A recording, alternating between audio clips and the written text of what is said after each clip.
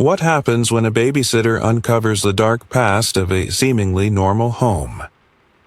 Claire's quiet night takes a terrifying turn as she uncovers long-forgotten secrets, encounters an eerie child spirit, and realizes the house itself holds a malevolent force waiting to be unleashed. With every step she takes, the shadows close in, revealing a terrifying truth. She's not just there to babysit. She's there to uncover a story that should never have been told. Will Claire survive the night, or will she become another forgotten memory, lost to the house forever? Claire's babysitting job seemed simple enough. Watch the Turner children, make sure they're tucked in, and wait for the parents to return. But when she arrives at the Turner house, something feels off. The house, dark and foreboding, seems to breathe with a life of its own, and Claire can't shake the unsettling feeling that she's being watched. A strange phone call and whispers from an old locked room only add to the growing sense of unease. As the night unfolds, Claire finds herself drawn into a nightmare. A haunting story of a forgotten child, a hidden past, and a house that refuses to let go of its secrets. The further she investigates, the more she uncovers, until she realizes the terrible truth. This isn't just a babysitting job. It's a battle for her life. The spirits of the past have never left, and now they're claiming their next victim. With every eerie twist and turn, Claire faces a terrifying choice: uncover the secrets of the past, or be consumed by them. Will she survive, or will she become just another ghost trapped in the Turner house? The Turner house stood at the very edge of Willow Lane like a secret that the neighborhood didn't want to admit it knew. It was tall, with weathered bricks and windows that seemed to watch the street like tired, blinking eyes. The porch light flickered weakly, casting strange shadows across the warped wooden steps.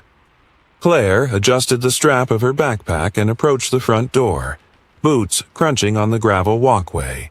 Rain had started to fall. Just a drizzle, but cold and steady enough to sting her skin. She rang the doorbell and took a step back, shivering slightly in her oversized hoodie.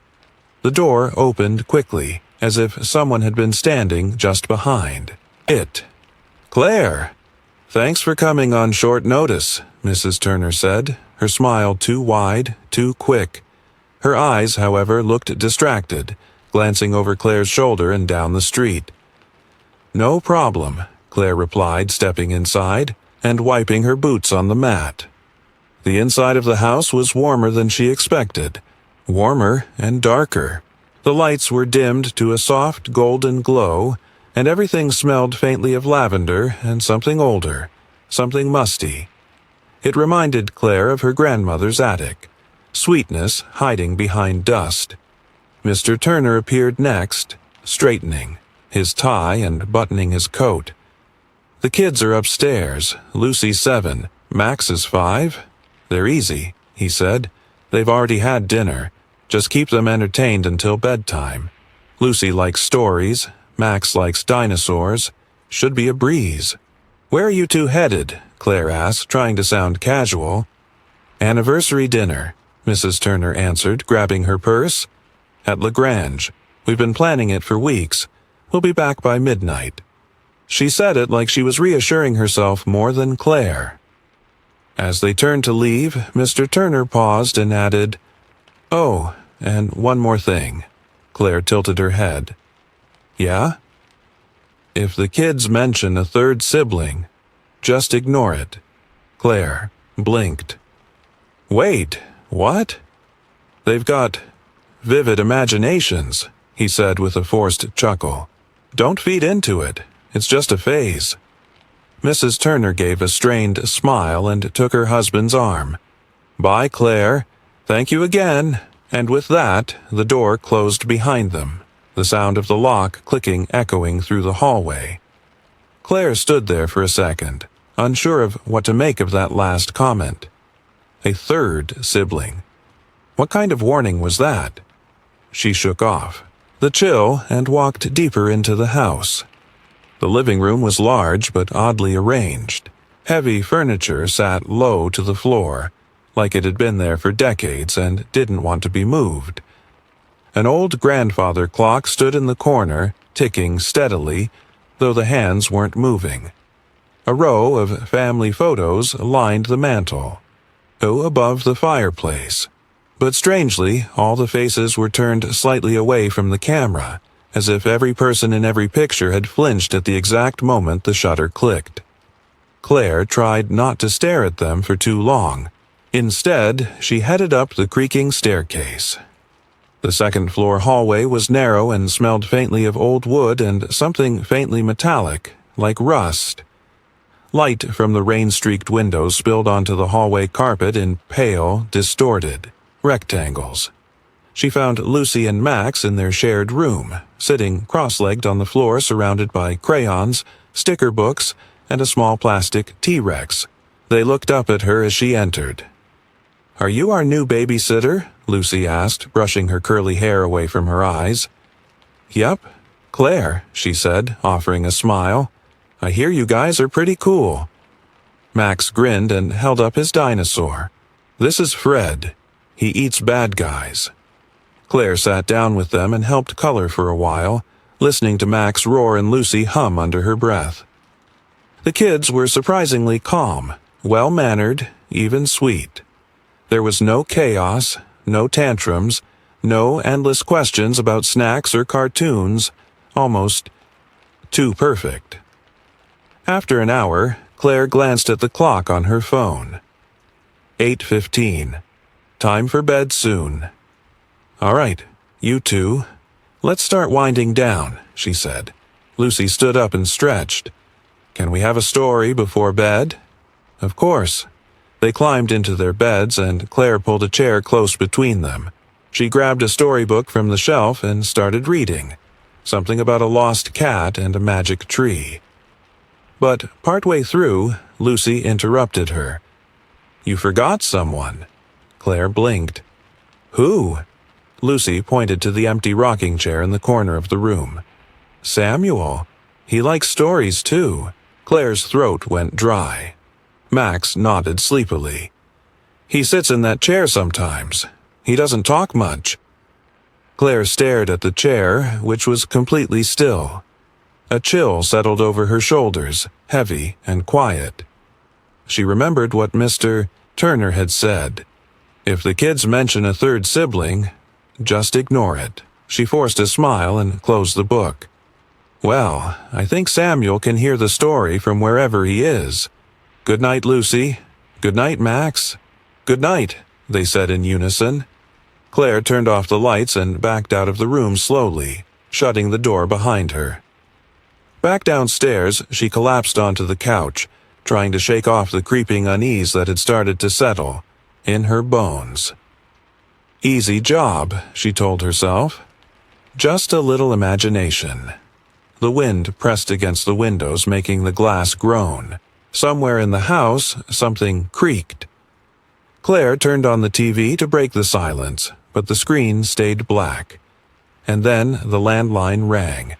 Claire's hand hovered over the phone, her fingers tingling with cold. The receiver still buzzed faintly in her ear, but the voice, that whisper, was gone. "Don't go upstairs." It wasn't the words that frightened her most. It was how calm the voice had been, like someone giving her a warning they didn't expect her to listen to, like a quiet voice watching from somewhere near. Claire slowly placed the receiver back in its cradle, her pulse thudding against her ribs like a fist on a door.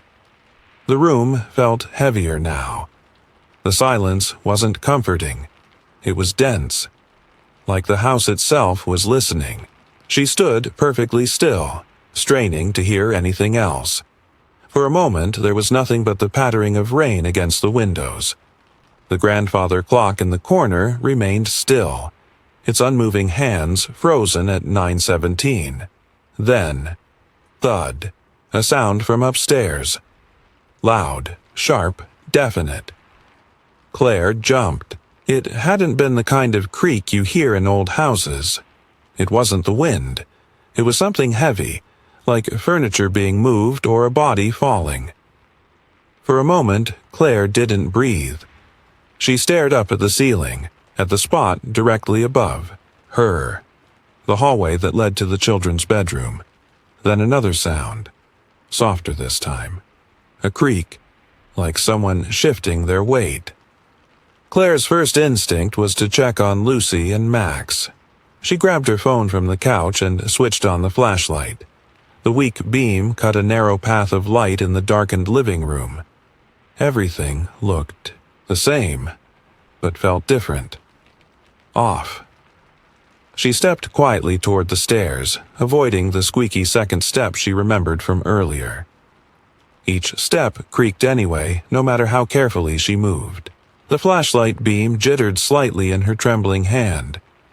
At the top, the hallway stretched out before her in two directions.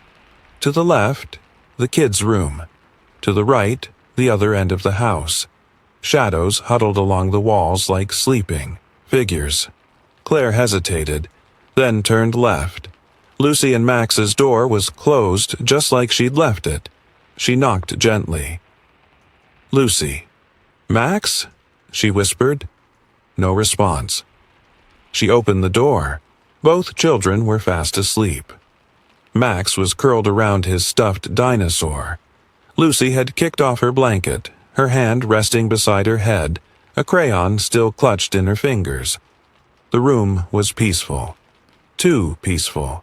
The kind of quiet that felt placed there. Arranged. Claire stepped inside and checked the room quickly. Closet. Empty.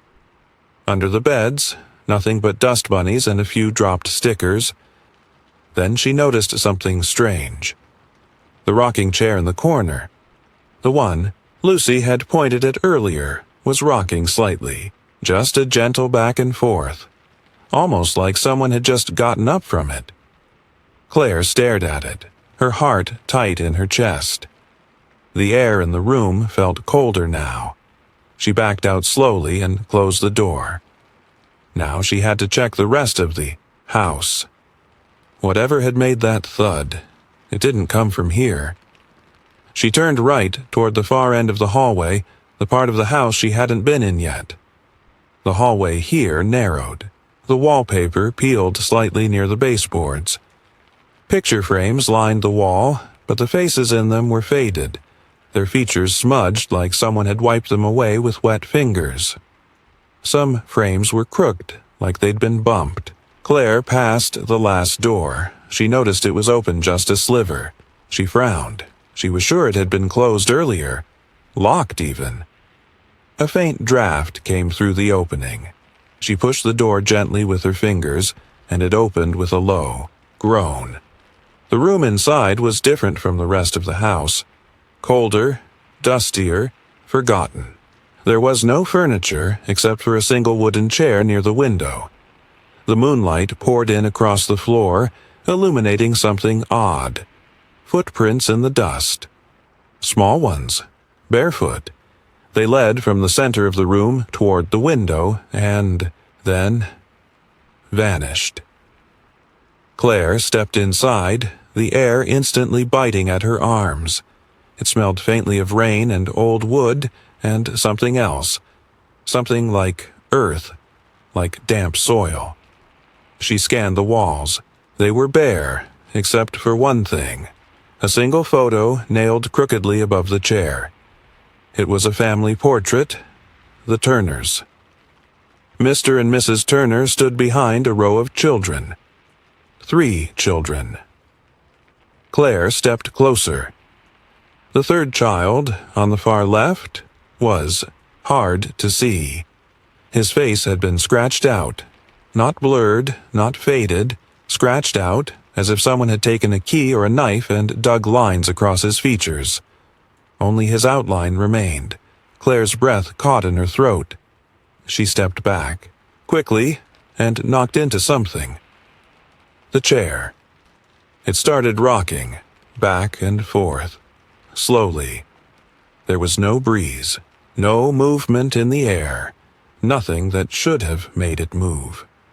Claire stared, frozen, and then, behind her, the door slammed shut. The slam of the door echoed like a gunshot in Claire's ears. She spun around, her flashlight beam jerking wildly across the walls, landing on empty corners and peeling wallpaper. The door stood firm, shut tight, though she hadn't touched it. There was no draft, no wind, nothing to explain it. She reached for the knob. It didn't budge. Claire twisted it harder. Still nothing. Panic flickered in her chest. She didn't want to be in this room. Every part of her body screamed that this place was wrong, that she had crossed into something private, not meant for her. Her phone buzzed in her hand. She almost dropped it. The screen lit up with a text message. Unknown number. Why did you open the door? Claire stared at it, her skin crawling. She hadn't opened it. The door had been slightly ajar when she found it. She hadn't forced anything. She hadn't even known the room existed until tonight. Another message arrived. He doesn't like visitors. Claire's breath fogged in the cold air. The room seemed to grow darker, heavier. The shadows were closing in, not with movement but with pressure, as if the house itself were exhaling around her, pushing her inward. Her flashlight flickered, ikindi, smacked it gently, the light returning just long enough to show her the wooden chair was still rocking. And now there was something sitting in it. Claire froze. The figure was small, child-sized, facing away from her, barely more than a silhouette, in the moonlight. Short hair, pale skin, shoulders rising and falling with slow, quiet breathing. Claire didn't want to move. She didn't want to breathe. She didn't even want to blink. But the figure did. It turned its head slightly toward her. Not fully, just enough to be aware. And then it vanished. No puff of smoke, no dramatic flicker. One moment it was there, solid, and the next it was simply gone. The chair kept rocking, back and forth, back and forth. Claire ran to the door and tried the knob again, panic clawing at her throat. This time, it turned. She nearly fell into the hallway as the door gave way. Behind her, the room returned to stillness. The moment. She stepped out, the door swung shut on its own. Click, locked. Claire stumbled back against the opposite wall, her heart pounding so loudly she could barely hear anything else. Her vision swam, and for a second, she thought she might pass out. But then, something caught her eye. A small square shape tucked into the baseboard beside the now locked door. Something had been pushed there deliberately. She bent down and picked it up. It was a photograph, old, torn. The edges curled. It showed the Turner family again, same as before. Except in this one, the third child hadn't been scratched out. A boy, maybe 9 or 10, stood stiffly beside his siblings, his eyes unusually dark even for the photo's poor lighting. His expression was blank, almost tired. On the back, someone had scrawled a name in messy ink. Samuel, 2003. Claire's fingers went cold. The boy the Turners had never mentioned. The boy Lucy and Max still spoke about. The boy who had sat in that chair just moments ago. Samuel. Claire stuffed the photo in her hoodie pocket and headed downstairs, needing air, needing anything to make her feel normal again. Her mind raced with questions. Who had sent the messages? Why was that room locked? And, most of all, what had really happened to Samuel Turner? But, as she reached the last step, something made her stop cold. The living room lights were on now. She hadn't turned them on, and on the coffee table, right where she had left her phone charger, sat something new. A wooden soldier. Old, chipped paint. One arm missing. It hadn't been there before. Claire stepped forward slowly, a knot forming in her stomach. As she leaned closer, she noticed something carved crudely into the back of the toy. A T. She didn't need to guess what it stood for. The floor creaked behind her. Claire whirled around, but there was no one there.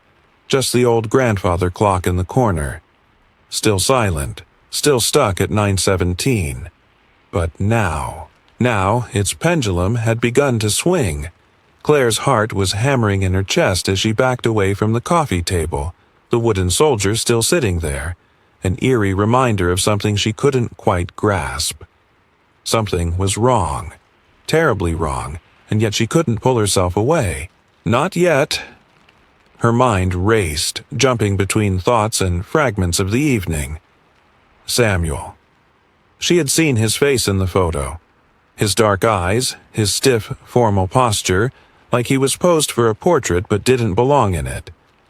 Why hadn't the Turners mentioned him? Why didn't they say anything about a third child? As if answering her unspoken question, a faint noise came from upstairs. A soft shuffle, the faintest creak of wood. Claire tensed. It was impossible.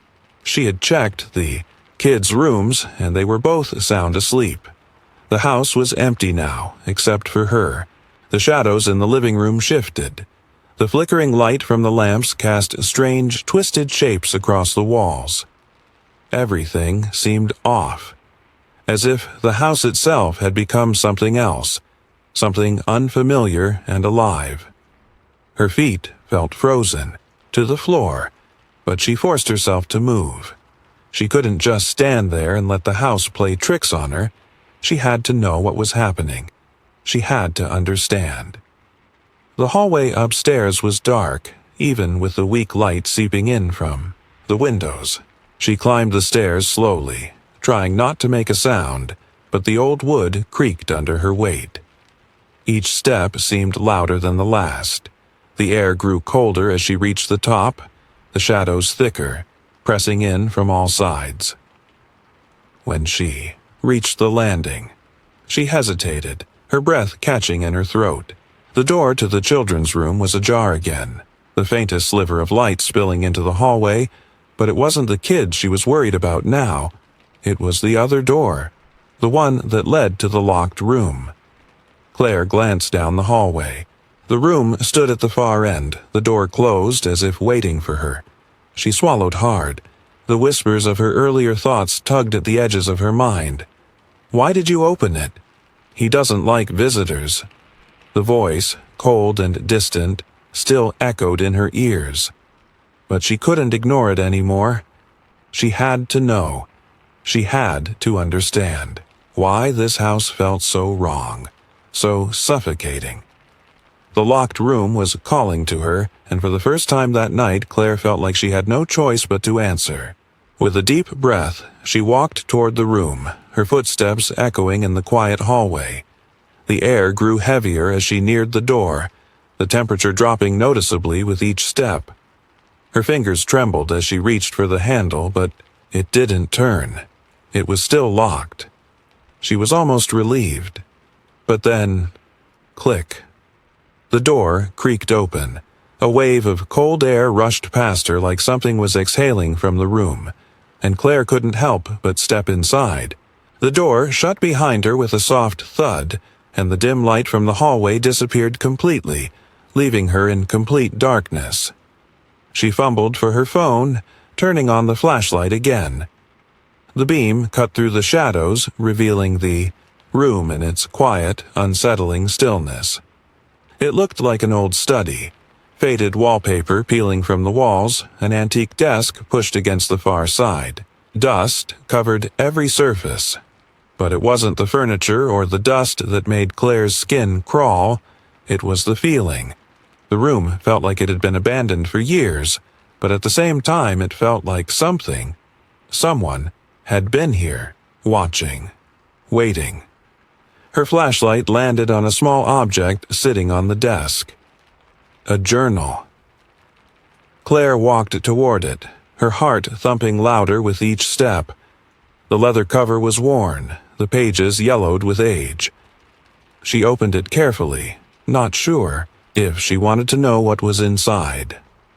The first few pages were blank, but as she flipped further, the writing began. The handwriting was messy, hurried, like the writer couldn't get the words down fast enough. The ink bled through the paper, making some of the words hard to read, but Claire could make out enough to feel the weight of the words, the desperation. March 14th, 2003. He's here again. Samuel says he sees things. Things no one else can see. He's not like the others. He's different. I think they're afraid of him. March 20th, 2003. The room is locked now. They don't want him near the children. Samuel keeps asking me about the door. He says it calls to him. He says he has to go through it. But I can't let him. I can't. March 25th, 2003. They took him away today. He's gone. I don't know where. They said he wasn't real. They said he was just a story. But I saw him. He was real. And now I don't know what's left. Claire's stomach dropped as she read those words, each one sinking deeper into her bones. The journal was filled with pages like this, each one detailing Samuel's descent into something darker, something she couldn't name. It was as if his presence had become too much for the house, too much for anyone to handle. Her breath caught in her throat as she turned the final page. There, scrawled hastily in the corner, was a final note. He's still here. He's never left. A shiver ran down Claire's spine, and she slammed the journal shut. The room around her felt alive now, pulsing with a low, steady hum. The walls seemed to lean in, as if the house itself was trying to suffocate her, to drag her deeper into its secret. The air was thick with something that wasn't quite human. It was the kind of cold that pressed against your skin, the kind of cold that gnawed at your very soul. Suddenly, Claire felt a presence behind her. A breath, hot, damp, a whisper against her ear. You shouldn't have come. She spun around, but the room was empty.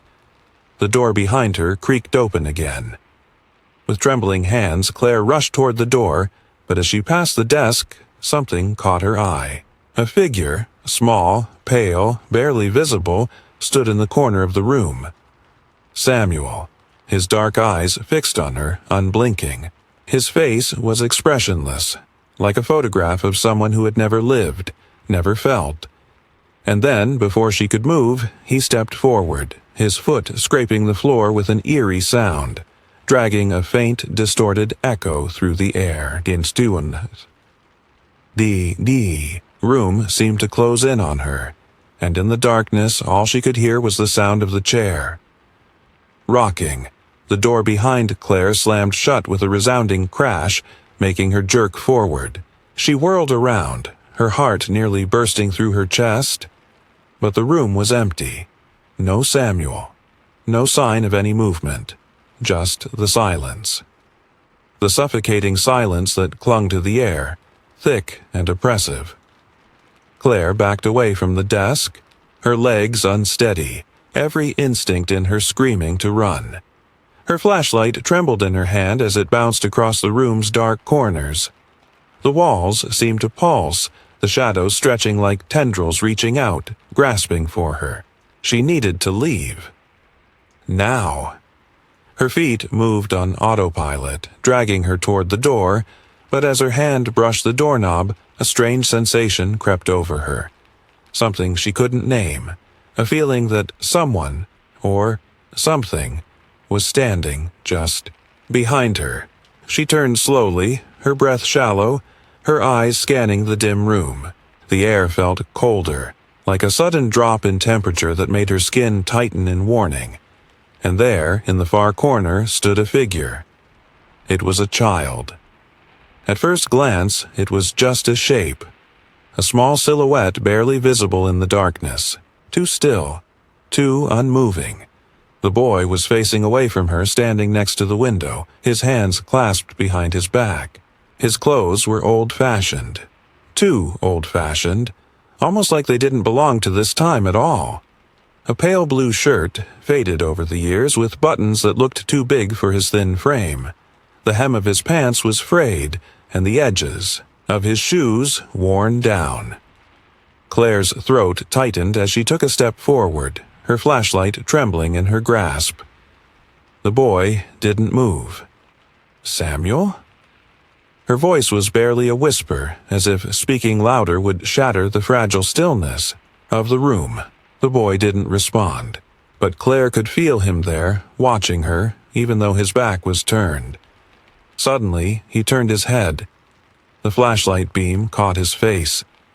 He was pale, sickly pale, his features sharp and undefined. His hair was dark, though it looked like it had been chopped unevenly, like someone had tried to cut it themselves. His eyes, however, were what terrified Claire the most. They were pitch black, with no white around the irises, just an endless void staring back at her. Eyes that looked like they had seen things no child should ever see. Claire froze. Her breath caught in her throat, and she couldn't look away from those eyes, those deep, hollow eyes that seemed to suck the air out of the room, the light, the warmth. He spoke. His voice was soft. Too soft. "You're not supposed to be here." The words sent a chill down Claire's spine, and she took a step back, her pulse racing. I'm just trying to understand. I need to know what happened to you, Samuel." The boy's lips curled into a faint, eerie smile, like he knew something Claire didn't. "You don't know anything." He began to walk toward her, his feet dragging across the wooden floor in a slow, deliberate manner. Each step sounded too loud in the thick silence, the sound of his foot scraping against the floor almost like nails against a chalkboard. Claire's breath quickened as she glanced toward the door. She had to leave. She had to get out of this house. But her feet felt like they were cemented to the floor.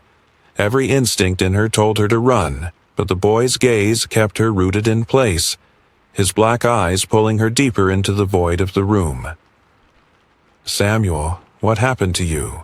Claire's voice trembled, but she forced herself to ask. Why are you still here?" His smile widened, but it was not a smile of kindness. It was cold, filled with something ancient, something that twisted in her gut. "I never left," he whispered. "I never got to say goodbye." His words made her heart falter. He stepped closer, his tiny hand outstretched toward her, but as he did, the room seemed to change. The shadows thickened, and the air grew even, colder, pulling her deeper into the darkness. Claire shivered, fighting the overwhelming pull to look away from him. But she couldn't. She couldn't stop staring into those eyes. "I was forgotten," Samuel continued, his voice low and echoing, in her mind. "My family, they never talked about me. They didn't even mention my name after I was gone. They pretended I never existed." His words were heavy, laden with sadness and bitterness. His face, though pale and ghostly, seemed to reflect the years of pain he had endured, trapped in this house, forgotten by the very people who should have remembered him most. Claire's heart pounded. She took a shaky breath, but she couldn't speak. Samuel took another step toward her, his hand still extended, but then he stopped, his eyes narrowing. His expression changed. It shifted into something darker, something more dangerous. "They think they're safe," he hissed, his voice growing colder, sharper. "But they aren't." The shadows around him grew, stretching longer, twisting in unnatural ways as though the room itself were alive with the memories of everything that had been forgotten.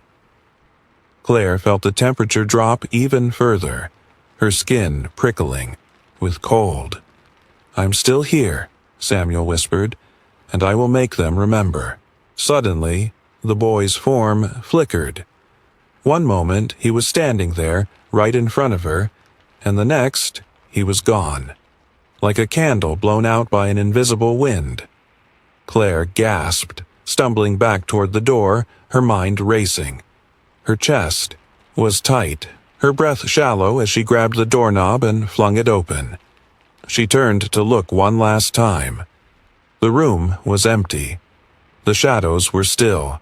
The desk, the chair, the window, everything had returned to its former stillness.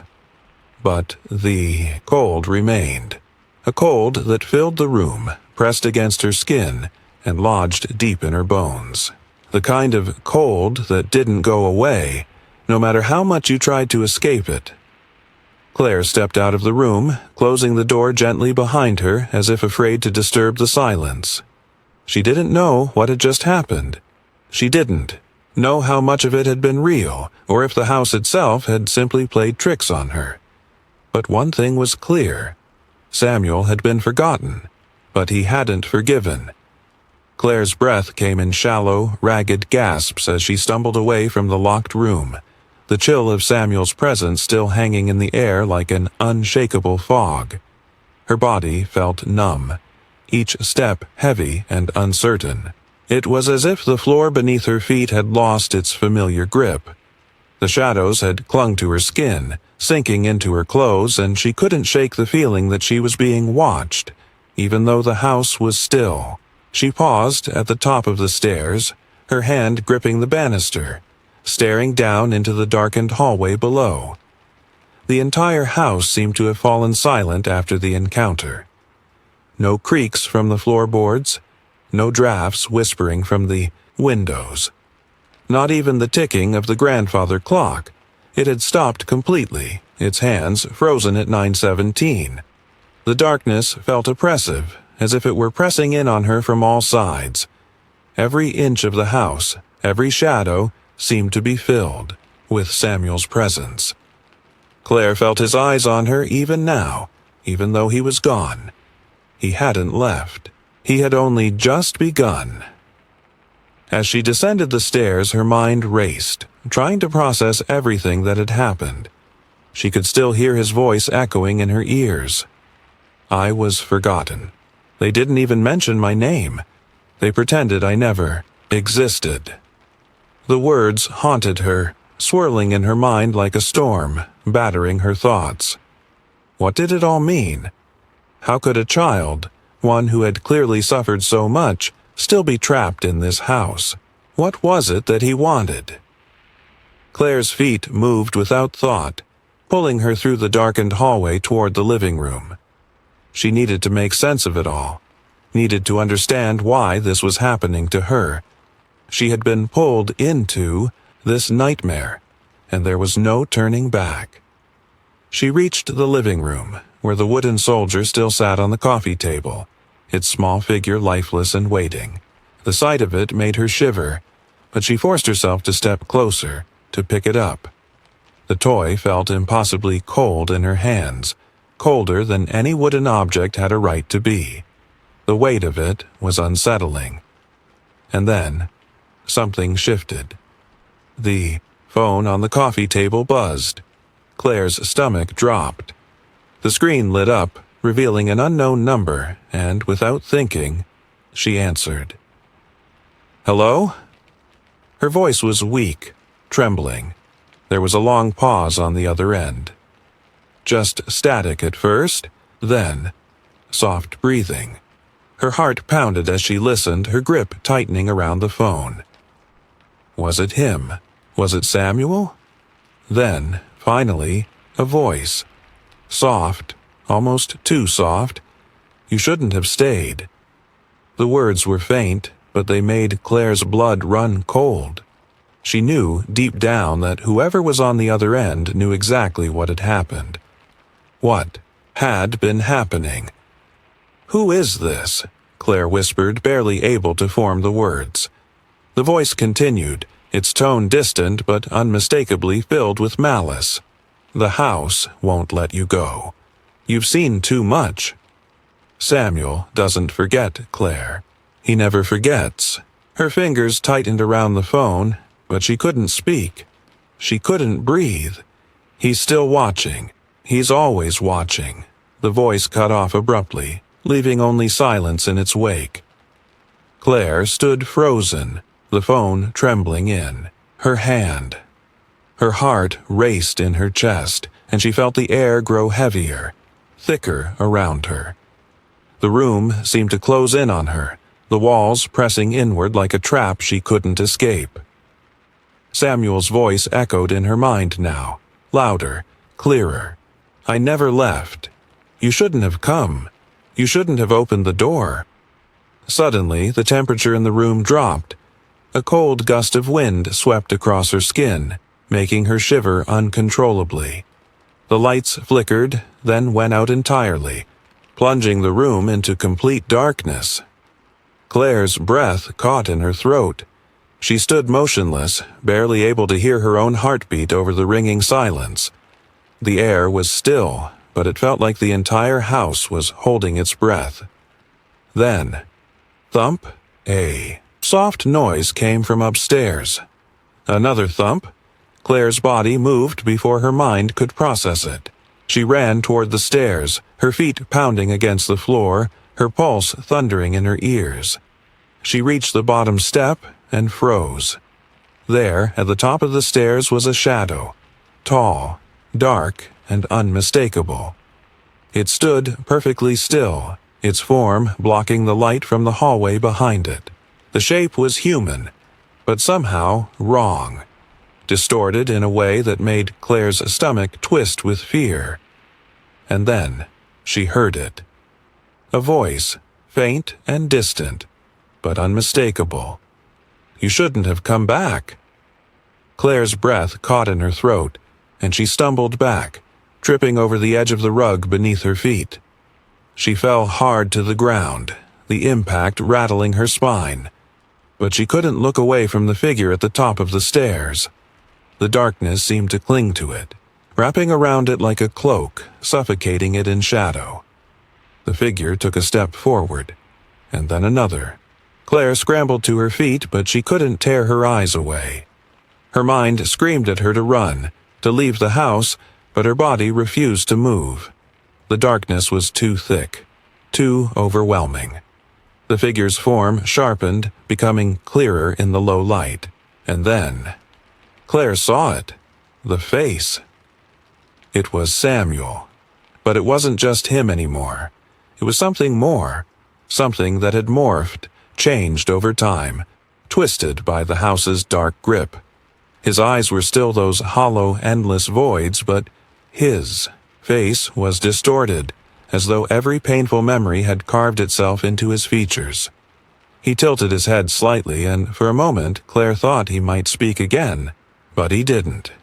Instead, his hand reached out toward her, his fingers outstretched as if beckoning her toward him. Suddenly, Claire heard the loud bang of a door slamming open upstairs.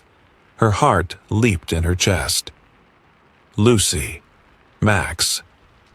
Claire's legs finally responded, and she bolted toward the stairs, her feet pounding as she ran toward the children's rooms, toward the safety of their beds.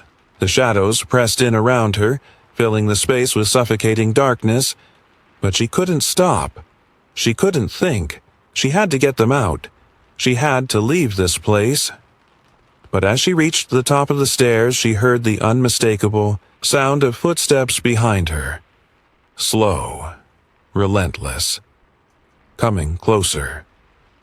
The footsteps came closer. Claire's heart hammered in her chest, her body shaking with a fear that had taken root deep within her bones. She didn't dare look behind her. The darkness seemed to thicken with each step, pulling her deeper into its grasp. She could feel the weight of it pressing against her, suffocating her as she ran toward the children's room. Her mind was screaming at her to move faster, to get to the kids and get out, but the shadows were closing in. She could almost feel them wrapping around her legs, dragging her down as though the house itself didn't want her to leave. She reached the door to Lucy and Max's room. her hand shaking as she grabbed the handle. The door swung open with a soft creak and Claire rushed inside, slamming it behind her. Inside, the room was still and quiet. Too quiet. Her eyes darted to the beds, her breath catching in her throat. Both children were still there, tucked under their blankets, fast asleep. But something was wrong. They weren't just asleep. They were too still. Their faces were pale, their eyes closed, but they looked almost too peaceful. She stepped forward, her feet dragging like they were stuck in mud, and reached out to touch Lucy's shoulder. But just as her fingers brushed against the fabric of the blanket, a soft voice broke the silence. "You shouldn't have come back." Claire froze. The voice wasn't coming from the children. It wasn't coming from anywhere in the room. It came from behind her. She spun around. The door was wide open again, and there, standing in the doorway, was Samuel. His face was more twisted now, the darkness in his eyes more profound. The shadows in the hallway seemed to swirl around him, like he was the center of some vortex, pulling everything toward him. His mouth stretched into a grin, too wide, too unsettling, and his fingers twitched, as if beckoning her forward. Claire stepped back, her breath coming in shallow gasps, but her legs wouldn't move. She couldn't take her eyes off of him. She couldn't look away. "Samuel," she whispered, her voice trembling. "Please, leave them alone. They haven't done anything. It's not their fault." Samuel's smile only widened. He didn't speak, but his presence felt like it was crushing her chest, squeezing the air from her lungs. He took a step into the room, and the shadows followed him, curling around his feet like dark tendrils. Claire's heart thudded painfully in her chest as she glanced toward the kids, still lying motionless in their beds. She could feel the weight of their stillness, like a warning, like something was about to break. Then, a soft breath, a whisper, a word. Help. It came from Max. Claire's blood ran cold. Max's eyes fluttered open, but they were not the bright, innocent eyes she knew. They were dark, hollow, just like Samuel's, endless pits that swallowed everything they touched. And then Lucy's eyes opened too. They were the same. The children sat up in their beds, their faces blank, their eyes empty, staring into the shadows, where Samuel stood. They moved in unison, their hands outstretched toward him.